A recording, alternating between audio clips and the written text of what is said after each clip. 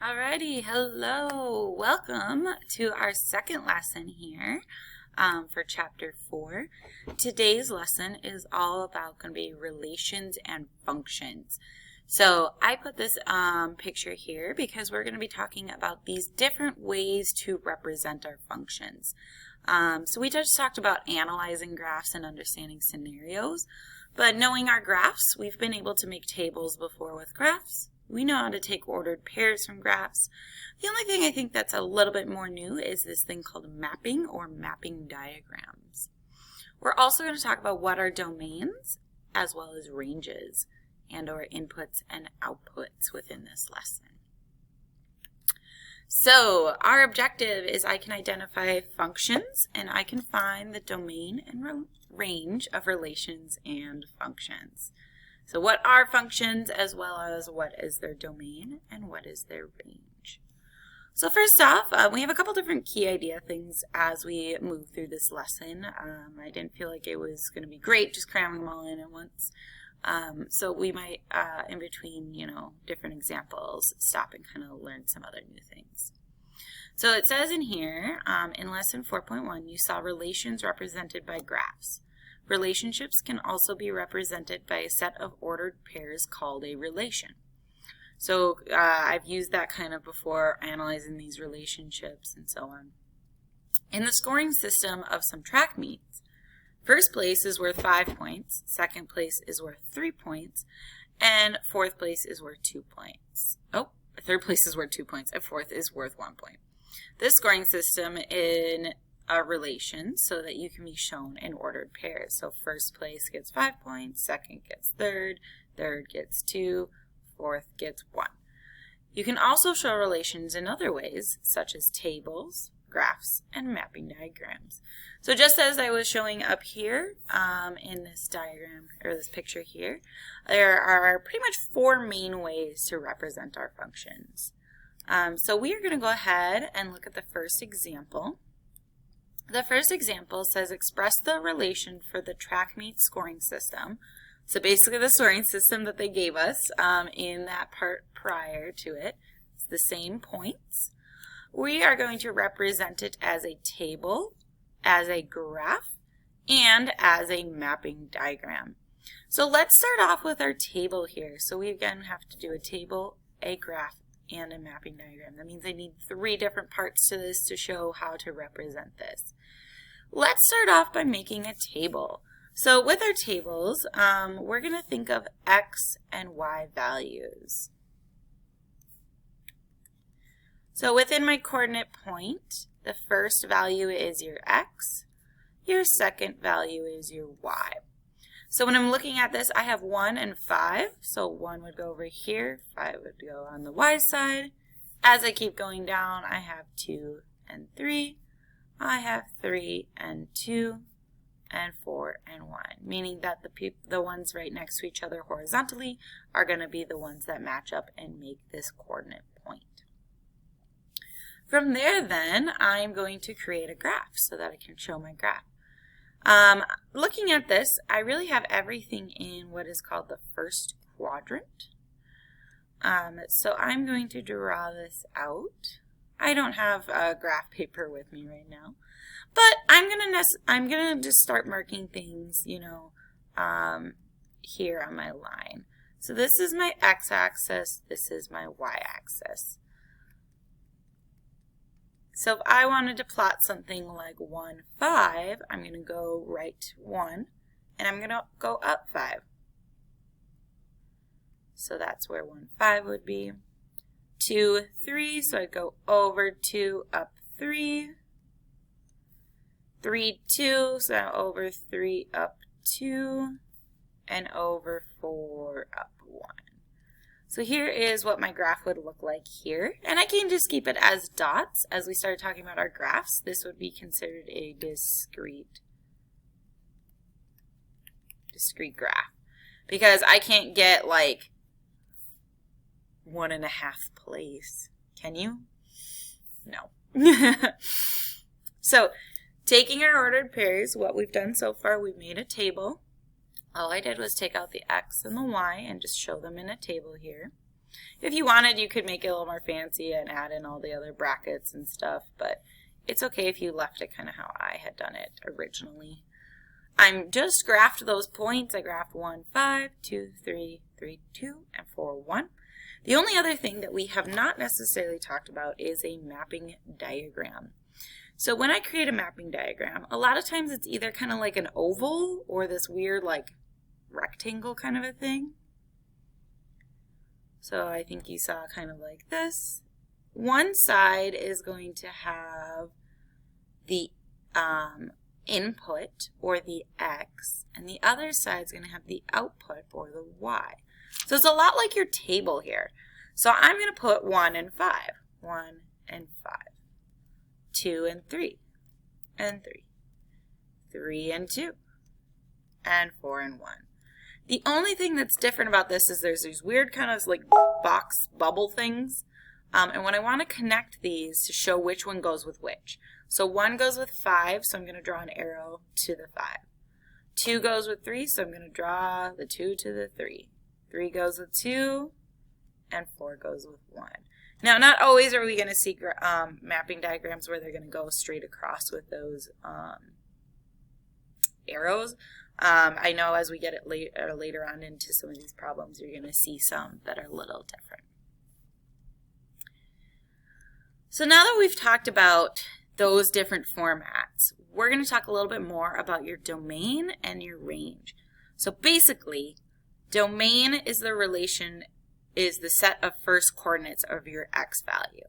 So I'm going to write this out, and I think this would be very helpful to write out as well. X values, they are the same or they equal input. Sometimes I've heard input before. I use that one too. Or they're the same as domain. For some reason, we just have to have multiple meanings for multiple words in math. So then the range, think about what you're left with, your range is going to be your Y values.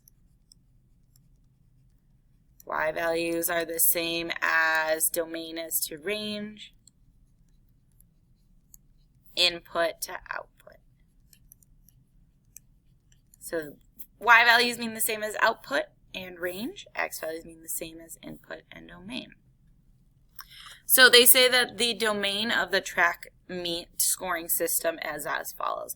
So basically what they did is they took all those coordinate points and all they're listing out now is the X values. So first place, second place, third place, fourth place. The range then is telling me the score. Well, if you're first place, you get 5. You know, if you're second, you get 3 points. If you're third, you get 2 points. And if you're fourth, you get 1 point. And so being able to list those values and understand where they're coming from is going to be important here. So let's go ahead and take a look at symboling out those domain and ranges for our functions. So this first one gives me a graph. It says give the domain and range. So I need to find the domain and the range of the relation. So what they did is they give me a graph here. So what I can do is I can pull those coordinate points from this graph. Right now I notice for sure that there's at least 2 points here because I can see these dots. So if I'm looking at this, this dot is at 1, 2. So I'd have the dot 1, 2. I also notice that I have the coordinate point 3, 4. Now as this line continues, it also looks to be like it's going through 2, 3. So now I have 3 coordinate points, and they're asking me what's the domain, or what's the X numbers, and what's the range. So I'm just going to list them out. Domain. Now, a lot of times when people relist these out, they put them back into these parentheses, as you have seen here, or these brackets. I'm okay if you just list out the numbers. So I noticed that we've got 1 as a domain on that one. I've got 3 as a domain on that one, and I've got 2 as a domain on that one. My range then is my Y values. So when I look at my coordinate points, I've got 2, 4, and 3. So again, domain's just your X, range is your Y values. We're just trying to make it trickier with new vocab. just pulling them apart. I'm just breaking apart those coordinate points and writing out all the x's, writing out all the y's. So the last part here then is understanding what the actual function is and how do we decide if things are functions. And we didn't go over this right away because you have to understand the relationship between domain and range. So it says that a function is a special type of relation that pairs each domain value with exactly one range value. So that means I have to have a domain and it can only have one y value that goes with it. So for instance, if I started kind of writing out some numbers here, coordinate points, and I'm like, okay, here are the coordinate points for this this function. And I'm looking at my ranges, or my domains. It looks like I have a 1, a 0, a 5, and a 1. Now, I have two domains that are the same. And what happens in that case is I have two different ranges. And this would be considered not a function. I can't have one go in and give me 2, and then one go in and also give me 7. That's not going to work. If it had done something different where I have, 1 for 1, then that is totally fine. But because I have that value happen twice and it doesn't match up, it's not going to work. So let's take a look at some actual examples to practice this skill. So they give us one of those types of ways of representing a function. They give us a table, they give us a mapping diagram, and they give us, it looks like a graph. So it says, give the domain and range of each relation. Tell whether the relation is a function. So we're going to give the domain, we're going to give the range, and then we're just going to decide, is it a function or not? So my domain, in this case, is all my x values here. So it looks like I have 75, 68, and 125. Wow, someone really wants to try and message me right now. My range then is 2, 2, and 3. And usually when I have things that show up again, and I'm listing out what the range is, I do not need to repeat it. So really, all I have to write for range is 2 and 3. So that is my domain and my range for this table. Now we talked about how each domain value must have exactly one range value.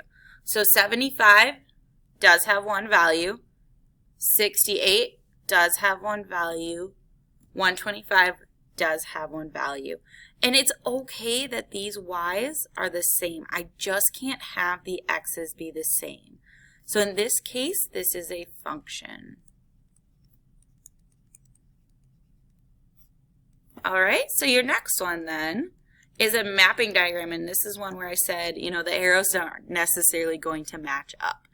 So I'm going to list all of my values for my domain, and it looks like I have 7, 9, 12, and 15. Usually they always put the domain for this to the left here. So I'm just going to list them out. And then my range or my y's are -7, -1, and 0. So let's start looking where these match up. So one thing I noticed is okay, 9 goes to -7, 12 goes to -1, and 15 goes to 0. But I'm noticing that 7 goes to 0 and to -1. So that means if I were to write these out in a coordinate point, I would have -7, -1, and -7, 0. Remember, we can't have the same x values, and so this would be considered not a function.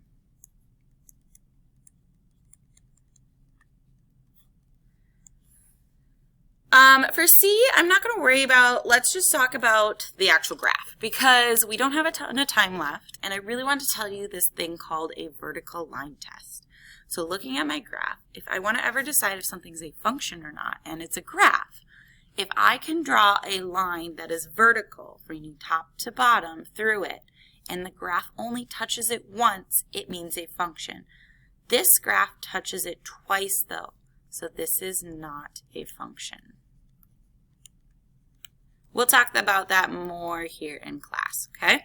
But I will see you then, and it'll be time for us to be working on some stuff. Just let me know your questions, and we'll be working on it then.